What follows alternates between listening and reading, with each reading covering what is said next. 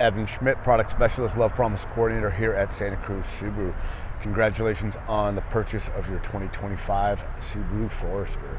Today's video, I'm going to show you some of the some tips, some settings that I would do if I was the owner of a new Forester. If you're new to my channel, I like to make videos about everything Subaru, impart my knowledge, wisdom, and everything I've learned over the last 18 years working here at Santa Cruz Subaru. If you get used to the video, please hit the little Santa Cruz Subaru wave down there. Like the video, subscribe to the channel, costs you nothing, really helps me out. And it also lets my bosses know that people are getting use out of my videos, and let me keep doing what I do. If you have any questions or would like to see a specific video, please leave a comment and I'll answer your questions the best I can and hopefully make a video on something. All right, let's get into it.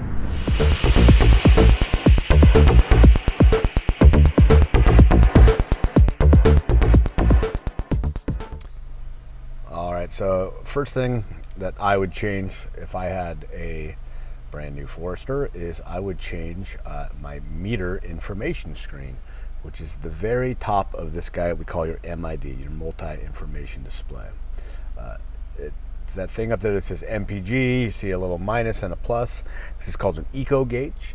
It tells you when you're getting bad gas mileage and moves to the right when you're getting good gas mileage. So right now we're sitting here, we're not moving. Obviously we can't get any worse gas mileage than we're getting. It's a neat screen, but I just didn't find it useful. I like having my gas range up there. So to change that, you're gonna come over to your big 11.6 inch screen over here, and we're gonna hit settings. There's a lot of different options on this guy here. You got to make sure you're in the general settings, and this is most of the time it's going to be where you start out, so you don't need to change anything. And you're just going to scroll down there, and the top one says meter screen, so I'm going to hit meter screen, and there's your meter information screen. So I'm going to hit that guy. You got a couple choices here. You can do gas range, you can do outside temperature and clock, which is always right there. So I didn't want to double up on anything, but I like the gas range.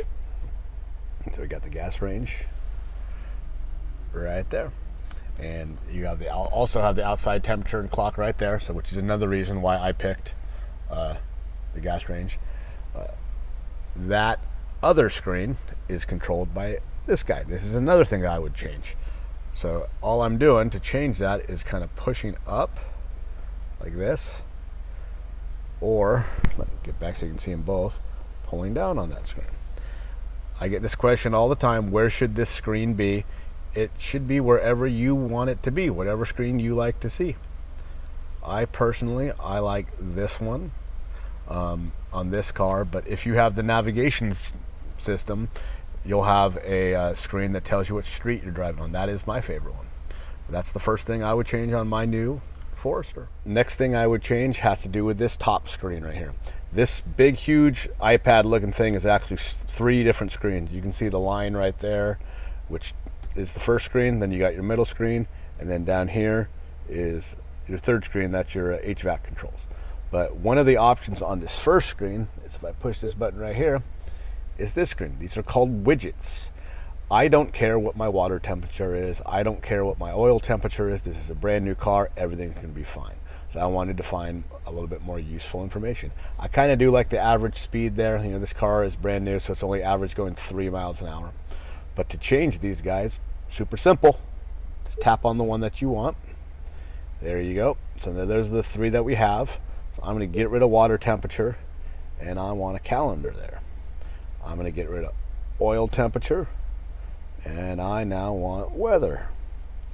And then you get out of here, and you see now your widgets have changed to stuff that I think is a little bit more useful. Another thing that I would change is I would change the arrangement of my icons here. This is just like our phones, but a little bit more precise with the placement of them. You can move these. So most of the cars are going to come with this guy right here that's blanked out. That was an app that used to exist. It no longer exists, which is why it's grayed out. My hope is with a software update upcoming from Subaru that guy just won't even be there anymore, won't be available. But to get rid of it and move it to the next page, it's very easy. I like having the display off on my main page. So all you gotta do is you gotta go to pick out an icon that actually works, let's do the settings. You hit it and you hold it down, and let's get rid of Starlink. And again, you got to be very precise. Hold it, place it just perfect. I'm going to take display off, and again, come over here and hold it and make sure it's placed perfectly. And I don't care about the valet mode, that one's gone. And if I hit house, it takes my icons back to their big guy. And now I have a little bit more useful information on my screen. Another one that I would do, that most of you guys, if you have a dealer that does this, which they should do it, but it's a good thing to check and know how to do in the future, is car info. So if I hit car info, it takes me to some kind of neat things, to see your angles, how the car's leaning, what angle you're at. This guy will tell you which wheels have power while you're driving. If you're going off-roading, which wheels have maintained contact with the road. But maintenance is the important thing. So you can hit your maintenance. You can set the reminders on when to do your maintenance. So if you go to auto, you have to set that up through your My Subaru subscription. But if you don't want to do that, it's super easy. Just go to settings, and we're going to do a notification date. So we'll do it. We are today. What is today? Today's July. So 1, 2, 3, 4, 5, 6. 6 months from now would be the 1st. And then we're going to do. There's July 6th, so it's January 6th, 2025. We're going to set that. Or if you're a mileage person, I'm definitely not a mileage person. It takes me a long time to go 6,000 miles. You set that, and now your car is going to give you a reminder on either that day, which is 6 months, or that many miles to do your oil change. And you can set it to your oil filter, to do a tire rotation, or to do a normal maintenance. If you buy a car from Santa Cruz Subaru, we're going to set that for you before you buy the car and show you how to do it for the future. And the last thing that I would do, and I'm not going to show you how to do it on the video because there's a whole other video on my channel that explains how to do this, and it'll just make this video too long. But I would set up a pin code.